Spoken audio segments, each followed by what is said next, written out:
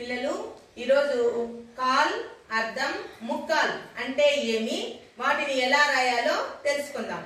Call అంటే పాతిక అని కూడా అంటారు. అర్థం ముక్కాల్ని ముప్పాతిక అని కూడా అంటాం. ఇప్పుడు కాల్ భాగాన్ని ఎలా కాల్ భాగం అంటే ఏమి అది ఎలా రాయాలి చూద్దాం. సరేనా? ఇప్పుడు చూడండి, ఇదేమిది బిస్కెట్. ఈ బిస్కెట్ ని ఇప్పుడు ఏం చేసినాము, రెండు సగభాగాలు చేసినాము.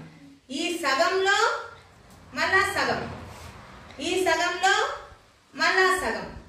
అంటే ఒక బిస్కెట్ ని ఎన్ని భాగాలు చేసినాము? 4 భాగాలు చేసినాము. ఈ 4ట్లో ఒక భాగాన్ని కాల్ భాగం అంటే పాతిక భాగం అంటారు. ఇప్పుడు దీన్ని ఎట్లా రాయాలో చూడండి.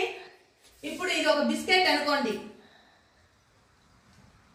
దీంట్లో ఫస్ట్ ఏం చేసినాము, సగం చేసినాం. తర్వాత మళ్ళా దాన్ని సగం సగం చేసినాం. అంటే ఎన్ని భాగాలైంది? చేసిన భాగాలు 4. దీంట్లో ఈ ఒక భాగం ఉంది కదా, ఈ 4ట్లో ఒక భాగం 7 నుండి 7 వరకు ఉండే భాగాన్ని కాల్ భాగం పాతిక భాగం అంటారు. 1/4 అని రాస్తారు.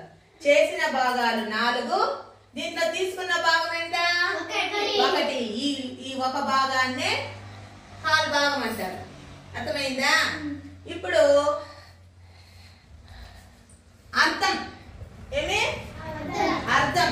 అర్థం అంటే ఏమంటే, ఇప్పుడు ఇది ఒక బిస్కెట్ కదా, ఈ బిస్కెట్ ని ఎన్ని భాగాలు చేసినాము?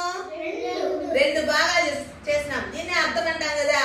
దీన్ని ఎట్లా రాయాలంటే చూడండి, ఒక బిస్కెట్ ని 2 భాగాలు చేసినాం. చేసిన భాగాలు ఎన్ని? 2.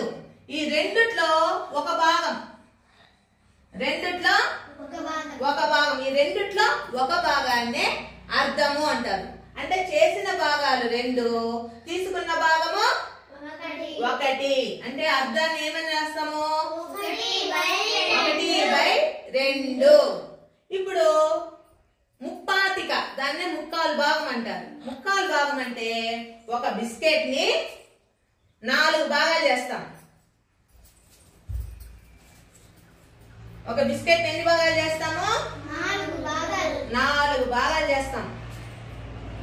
చూడండి, 1 2 3